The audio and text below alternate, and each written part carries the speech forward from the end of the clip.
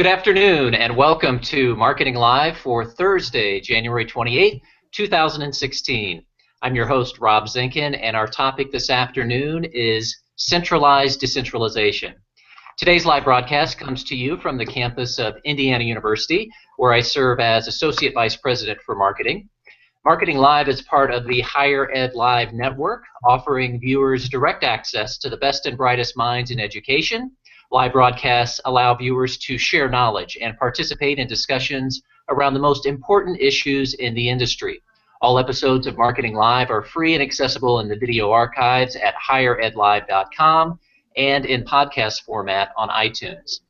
Higher Ed Live is produced by M. Stoner, a marketing and communications firm that works with education institutions on branding, strategy, web design, and more.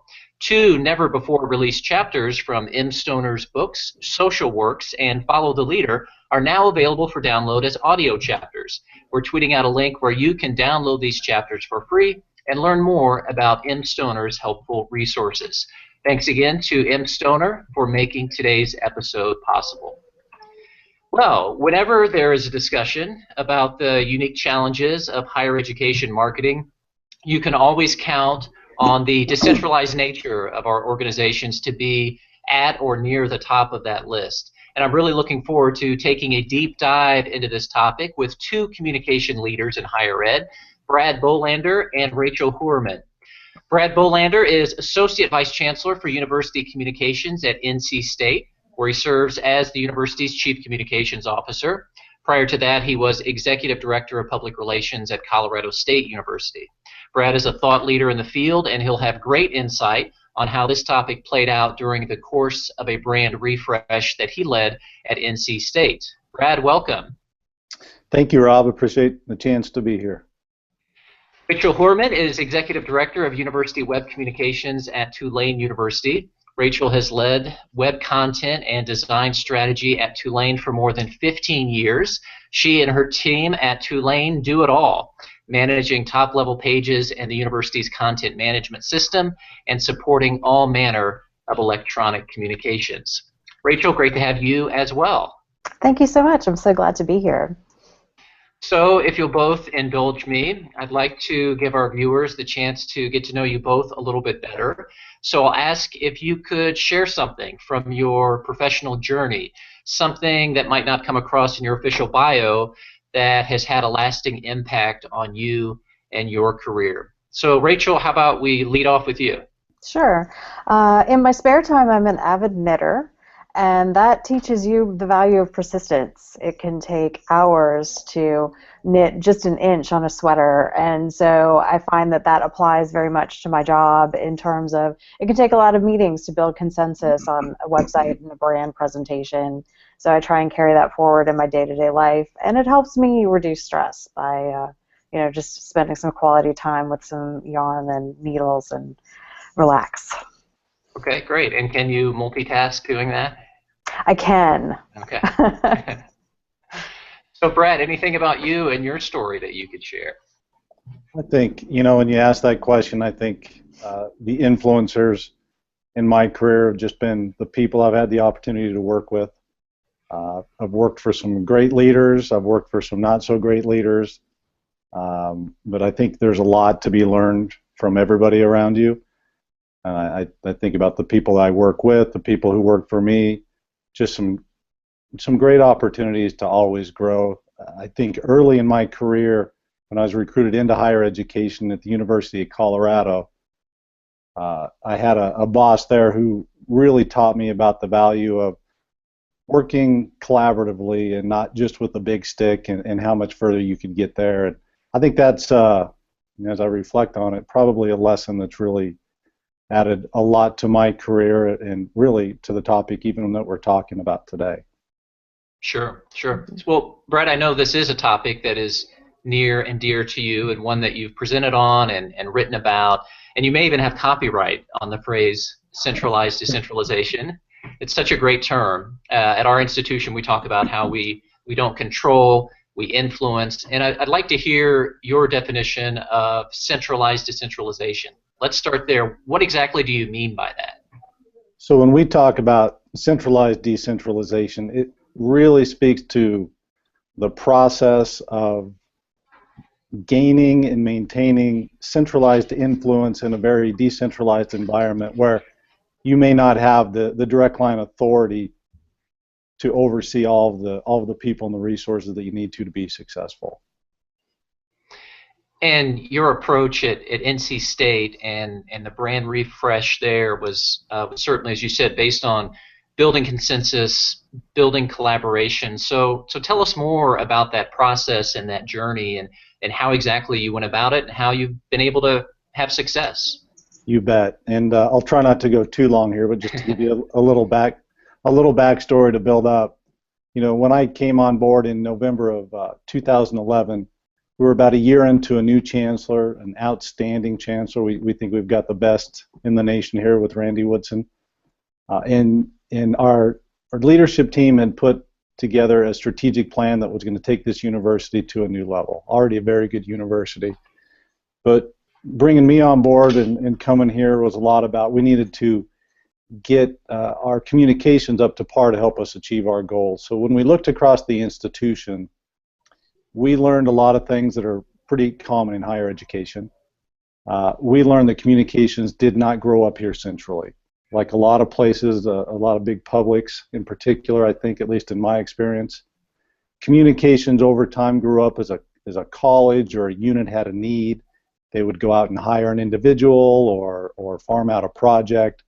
And what that led to, without the central leadership and central support, it led to resources being spread very thinly across the institution. It really led to an environment where anybody could create their own logo, come up with their own language, come up with their own messaging. It was really a Wild West approach to communications, where the result was we were all competing against each other in a very limited marketplace with limited resources rather than working together. So one of our goals right from the start, and we had many big goals we wanted to accomplish, but one of them was really to establish that effective communication system across the institution, although we didn't have the direct line authority to be able to mandate something like that. So after some evaluation, we decided the best approach forward for us to achieve that and many other goals was to do a brand refresh at NC State. It was really needed to start with.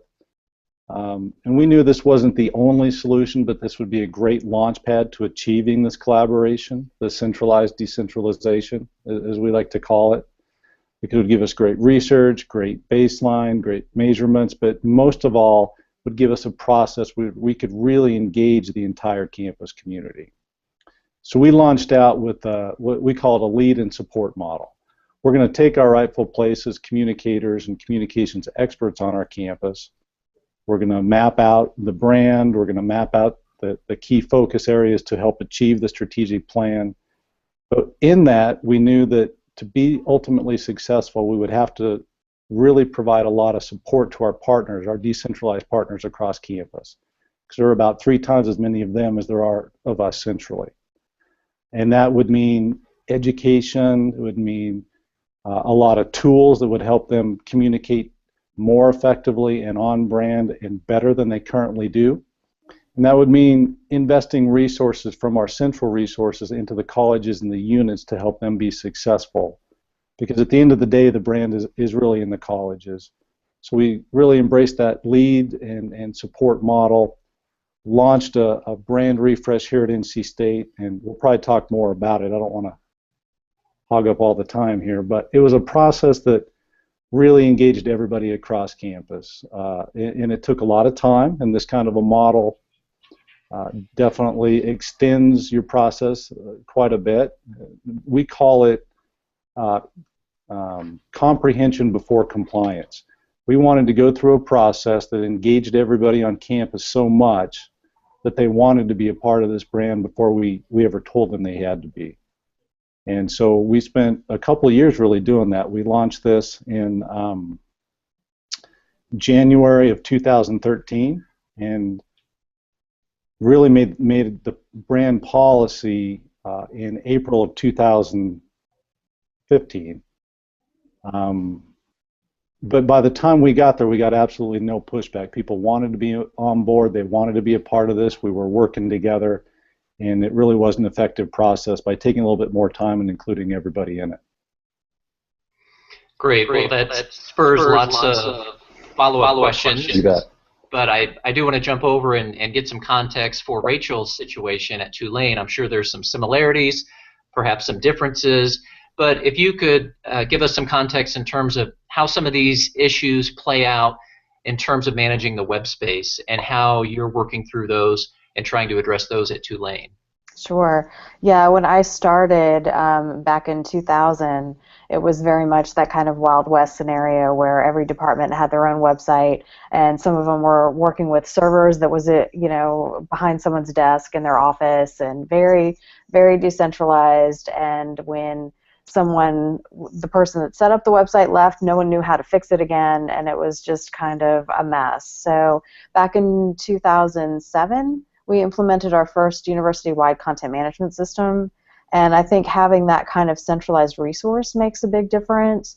As part of that, we offered training, and we had a set of central templates that people were using, and that kind of helped with visual look and feel.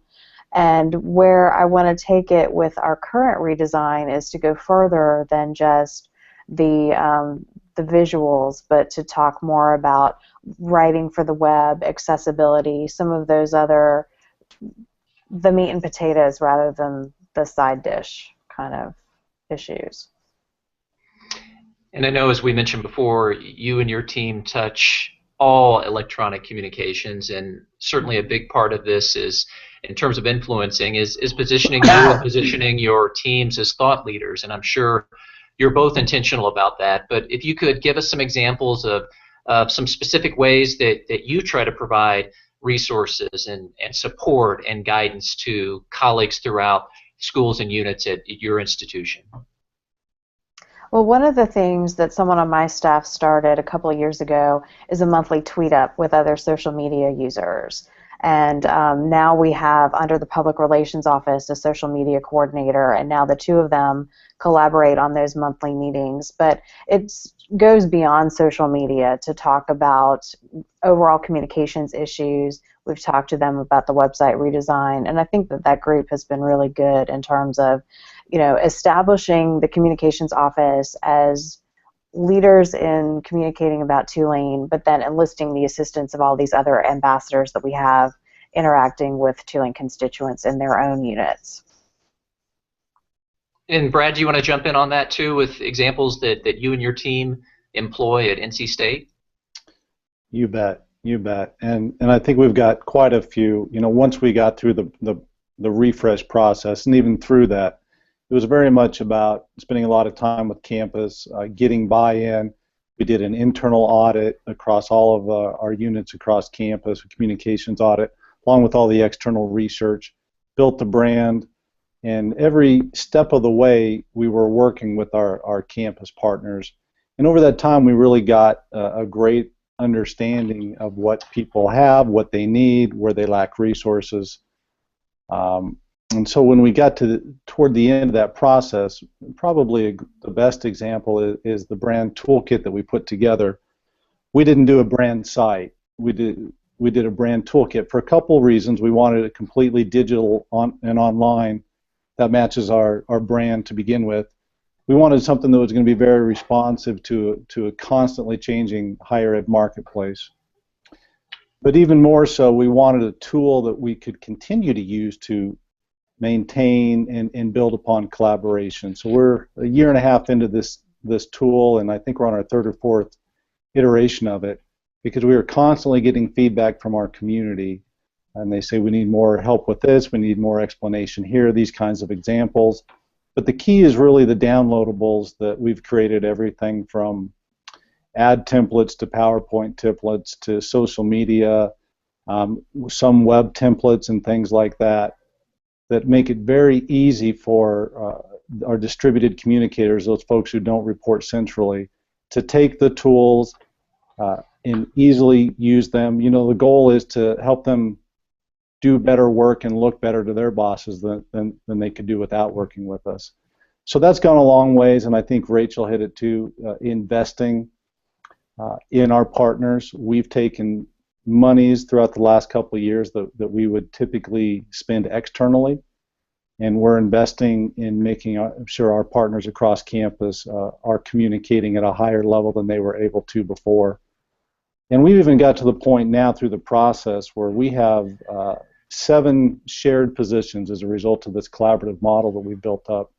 As we've gone around to different colleges and units, you know, it's quickly understandable that none of us have enough resources to do what we need to do. So we started matching up different colleges and different units and just getting people to work together even on that level. So we require that they sit centrally with us so they can be around like-minded people. But we've got some that are 50-50 between 2 colleges. We've got one that's 80% college and 20% us. But it's creating that collaborative model where everybody's beginning to share resources. And kind of the secondary benefit of that is when we get enough of those people on board, the content streams and the content sharing really open up as well. So I think those are a few examples to your question. And the shared staff positions, that's intriguing. So if you could dive into that a little bit more deeply too, in terms of how that works and with reporting lines and dotted lines, and what exactly does that look like when you have someone who's 50-50 or 80-20 between your central unit and a school or department unit? Right, and that's a great question, and that's really something we picked up from Larry Hinkler up at Virginia Tech. He recently retired, but he was certainly a leader in the communications field in higher education.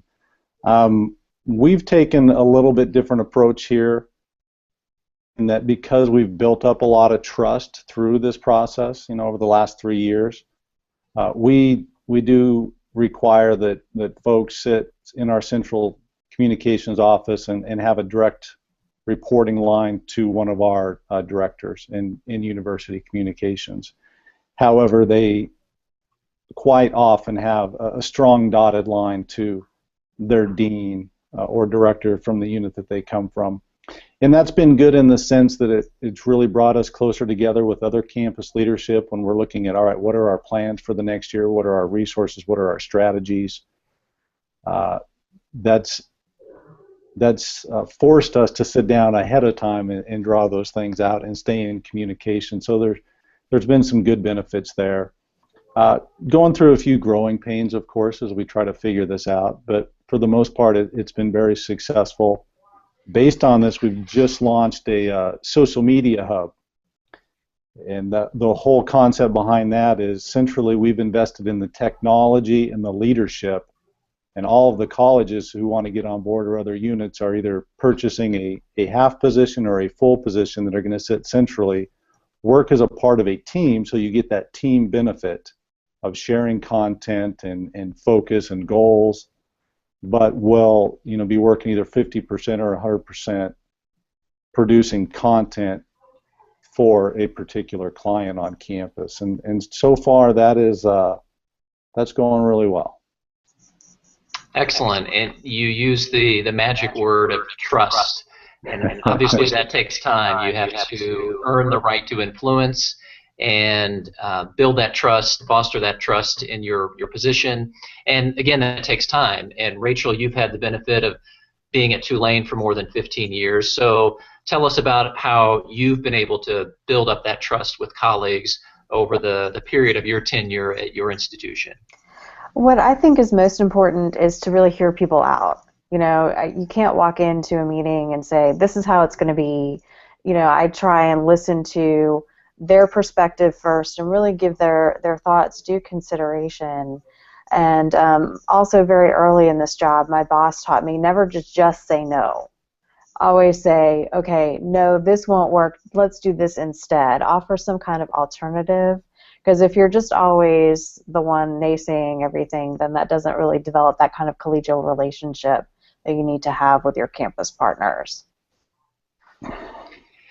And Brad, going back to some of the process pieces for you, and it's so impressive to hear about the broad engagement and involvement of seemingly all stakeholder groups and the time that took and the discipline that you had to go through to get everyone on board.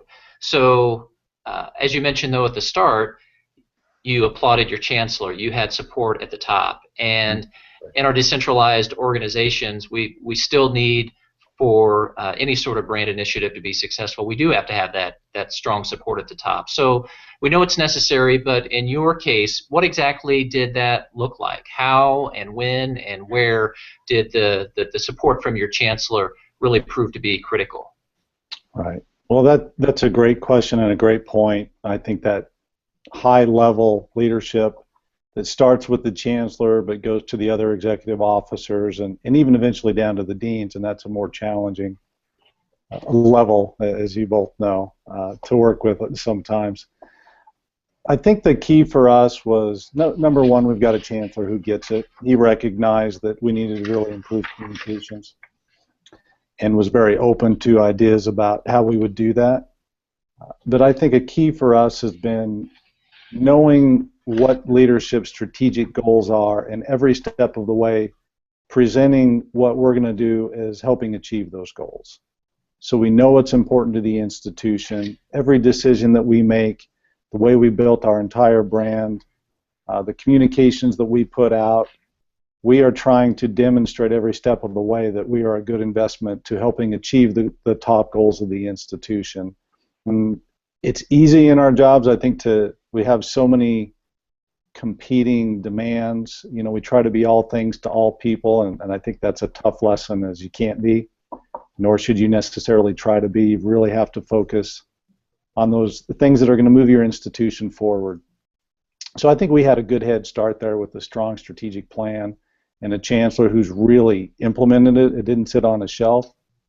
But really that key is demonstrating constantly to leadership, we're going to help you be successful, we're going to help the university be successful. We have a saying that, you know, money follows success. It's very easy to, in any higher education institution, to talk about we need more resources, we need more people. In my experience, it's let's use what we have and demonstrate success, and then go ask for some funds, and you keep building that way. And for those of you watching along, please don't hesitate to ask questions using the hashtag HigherEdLive. And we did get a question, a great question that came in via Twitter before the show, so thank you, Kennery. So here we go. Any advice from either of you on this one? How can we maintain consistency in a chargeback model where clients have to pay so they choose to go the decentralized route? Well, we've never done chargebacks here at Tulane, but there was someone that considered it for a while, and his plan of attack was going to be significantly cheaper than what you could do with an outside agency. You know, I think if you make your price kind of an offer that people can't refuse, then that can help encourage people to work with the central group. You know, I get a lot of my cooperation sometimes from people that just can't afford to do anything else except work with me, and you know, I'm kind of glad to have that opportunity to build a good solid relationship with those folks. But if we did charge, I think we'd have to be sure to be the right price for our constituents. And Brad, I don't know what your model is, but any advice that you can share or your perspective in trying to balance that when units may have to pay to use your services, but yet at the same time centrally you're trying to influence and build a cohesive brand across all of those schools, units, and even in some cases campuses. Right. We do have a chargeback model here where we do have to raise a pretty significant chunk of funding every year. And I think the first key thing I've learned in that is you need to be prepared internally to be very successful. You got to have a great team.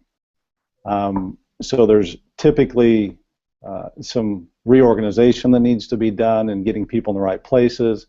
You know, when we started here a few years ago, we didn't have social media line, we didn't have a marketing line, we didn't have project managers, all things that we really needed to be successful. So in the midst of all the other work, we've been reorganizing and building a strong shop, because you can easily fall into a model where you're just you're just working for the money that's going to come in the door, and that really doesn't produce the highest quality work.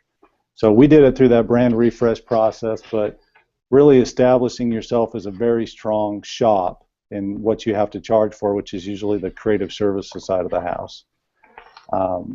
We've found that by doing so, investing in our partners, creating the tools, working alongside with them, it's really made them want to work with us. We honestly can't keep up with the demand now.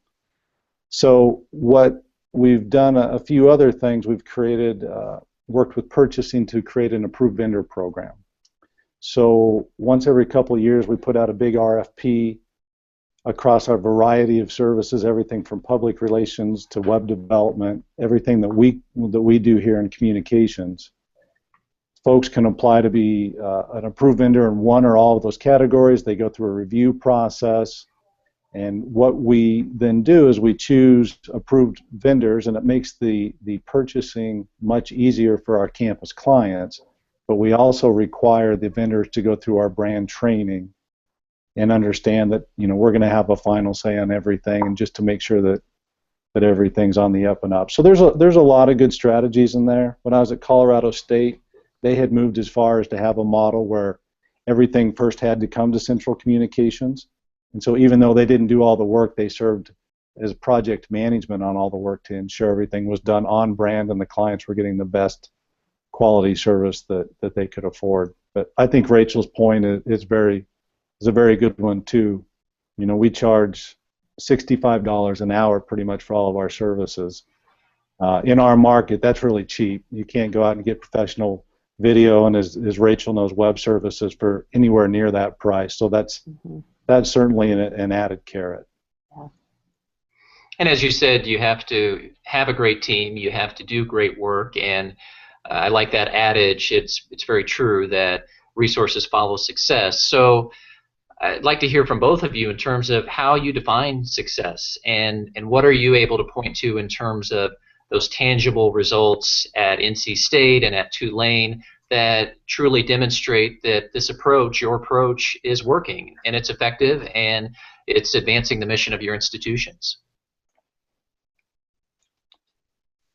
At Tulane, we have 10 schools and colleges, and out of those, 6 of their school websites are hosted in our content management system, and then there are 2 others that have their own hosting environment, but that follow our visual identity standards and that work very closely with me whenever they're adjusting their websites in significant ways.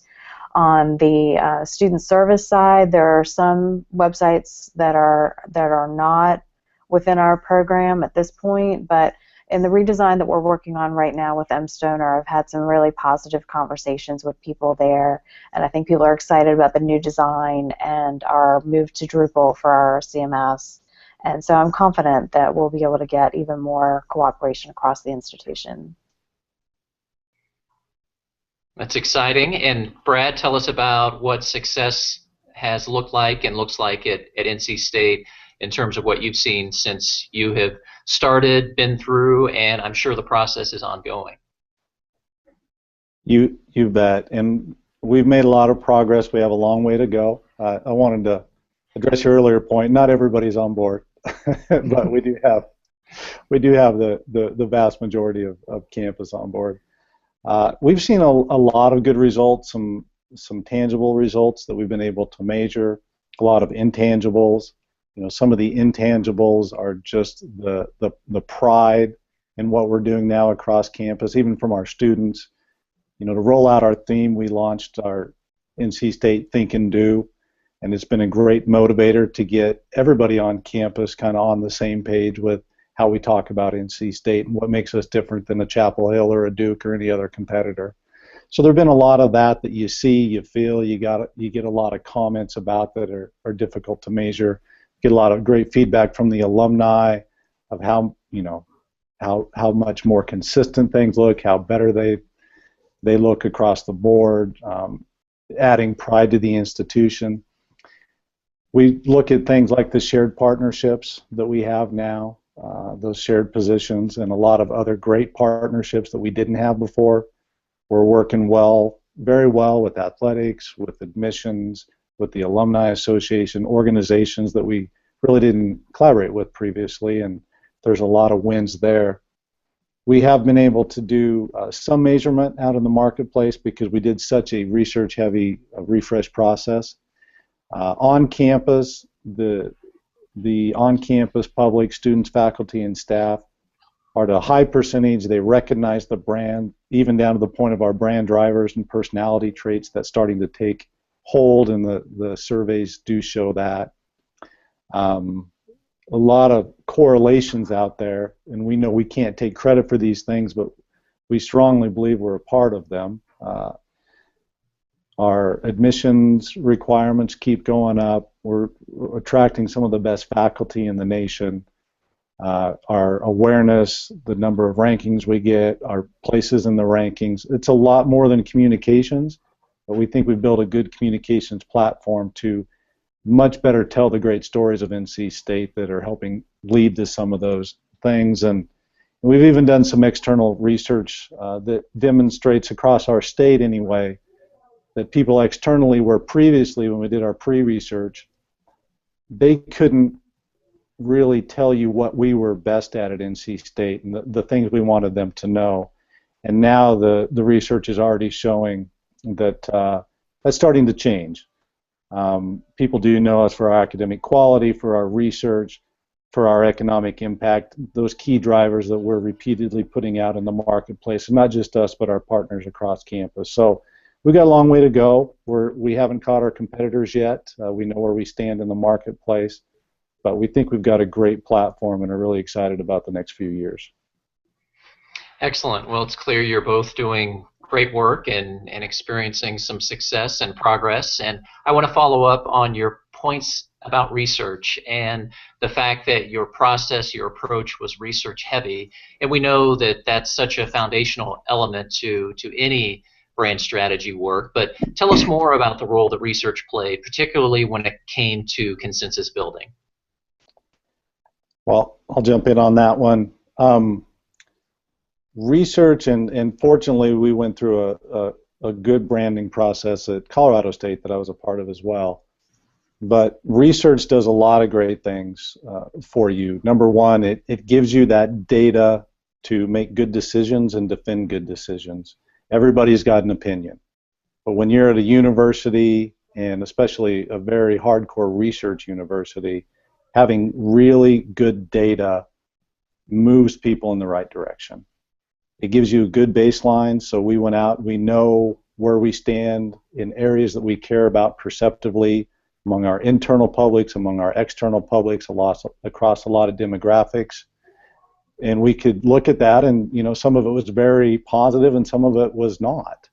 But now we know what those things are. We can communicate to what makes us distinct and really capitalize on that. We can communicate to correct misperceptions. But research, one of the things I like most about it is it provides a great opportunity for collaboration if you do it right.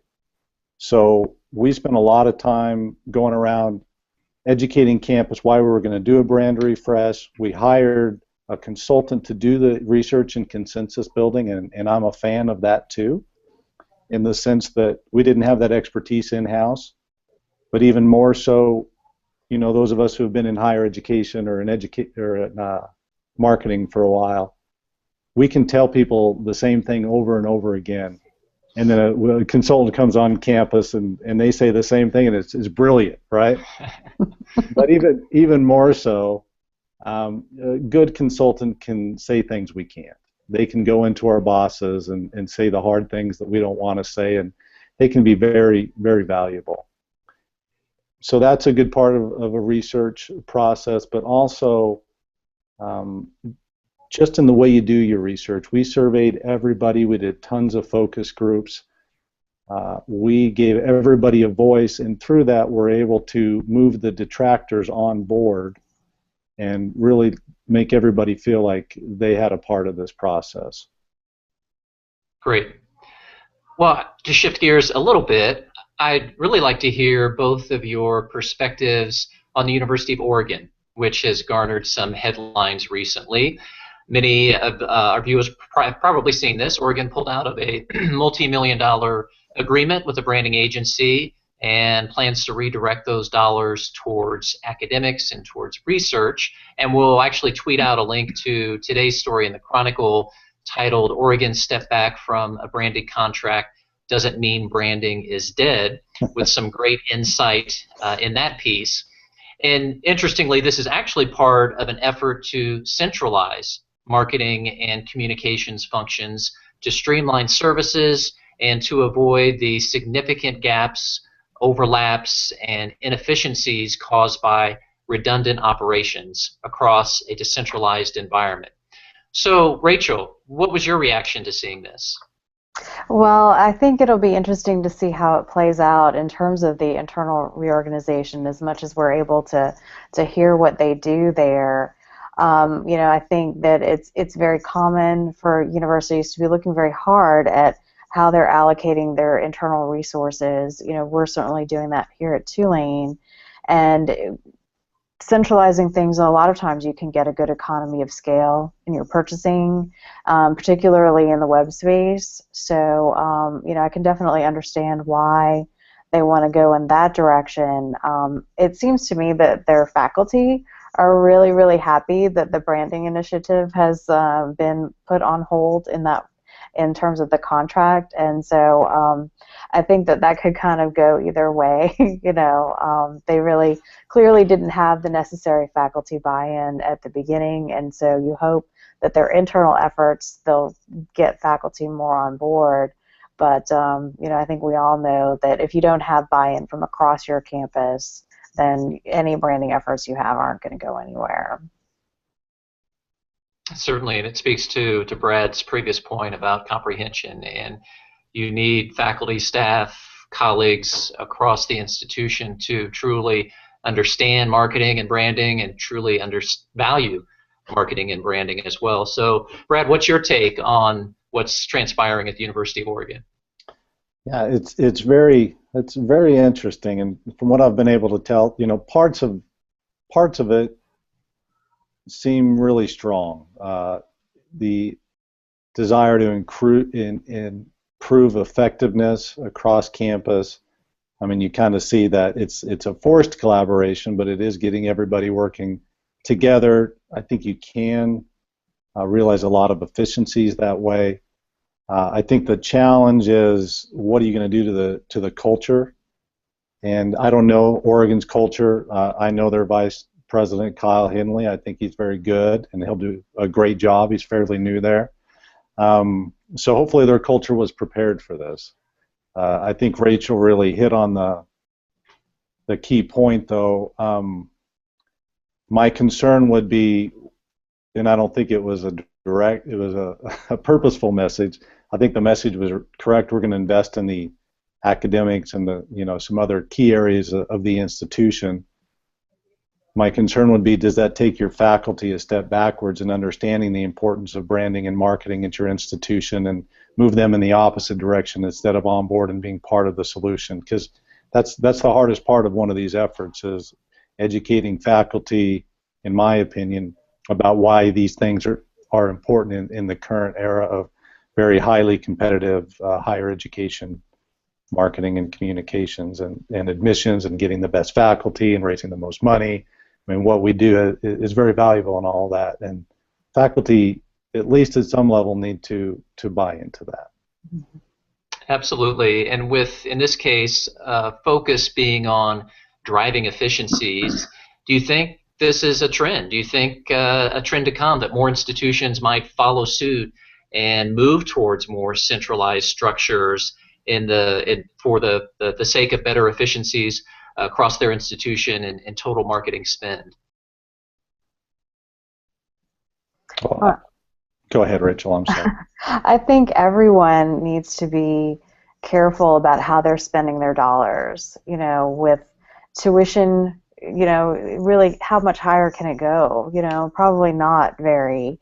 And fundraising is challenging, so you have to be very, very cognizant of how you're allocating your internal resources. And I think that if centralizing can help with that, then a lot of universities are going to go that route. Yeah, I would agree. I think you know, I think a lot of people are going to be watching this very closely. I think many institutions have talked about this for a long time, and you know, on one level, kudos to Oregon for being bold enough to take that step and put themselves out there and do it. But I think as you get more institutions acting more like businesses and corporations, this can certainly be a trend. I think you can achieve the efficiencies over time in a lot of other ways too, and I think we've seen a lot of that here at NC State. And Rachel, I know you were talking about that before we went on, through a lot of other administrative reorganizations and those kinds of mechanisms. And I think even in communications, we are a lot more efficient as a university than we were 4 or 5 years ago. But I certainly think we'll see more of this in the future. And absolutely interesting to see how it all plays out, and wish them luck as they move forward and go down this path with their team at Oregon. In some of our conversations, Rachel, leading up to today's episode, you had mentioned Coke's one brand strategy and the new global Taste the Feeling campaign that was just announced. And I know you're keeping an eye on this, which is a major shift for Coca-Cola, going to a branded house approach. So wanted to follow up on that point and see what your initial thoughts were there, and also potential implications for higher ed.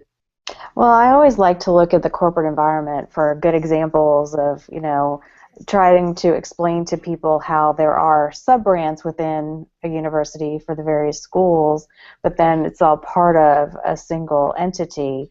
And Coke, with this, you know, everything's the same, just different flavors of this one product.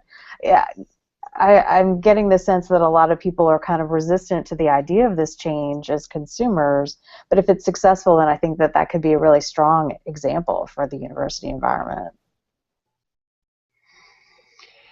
Yes, we at Indiana, we have a branded house approach as well, but we all know there's so many complexities and dimensions to it all that while we philosophically take that approach, it's much more challenging in reality with named academic schools and so many elements to the mission. Great universities are great because they do so many different things. So I agree. Always interesting to see what's happening in the corporate sector and to see what can apply well or not apply well to our sector.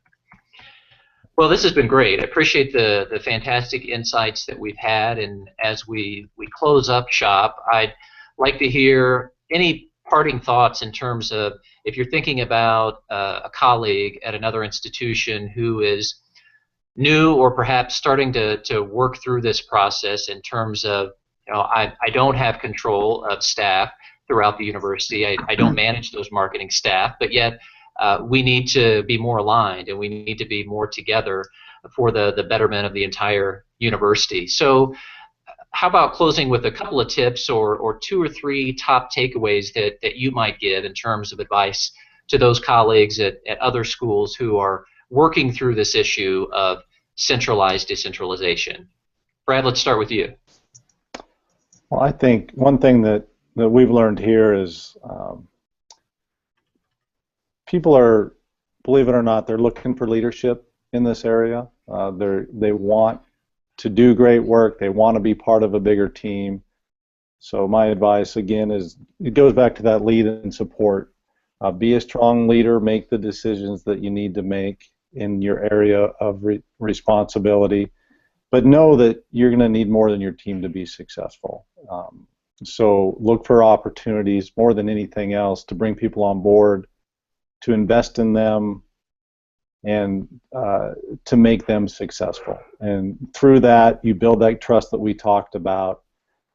You are able to elevate other parts of the institution that you don't have direct control over. And if you're doing a good job centrally, in our case, of building a solid brand and building an effective toolkit and setting the right policies in place, people will not see those as restrictions, but they'll understand that these are services added that help them do their job better. Yeah, and Great. I would just, oh, sure. I would just echo what Brad's saying, that if you have to think of yourselves as partners, not central communications and then these various units, but we're all working together at the end of the day to make our institution look better. And so the more we can cooperate on that, the more successful we'll be.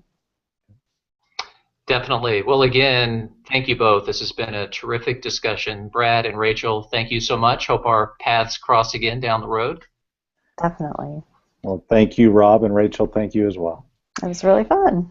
And thanks as always to M. Stoner for making Marketing Live possible. Be sure to get reminders about this and other episodes by subscribing to the Higher Ed Live newsletter. You can browse the archives at higheredlive.com or subscribe to the podcast on iTunes. I'm Rob Zinkin. Thanks again for tuning in to Marketing Live on the Higher Ed Live Network.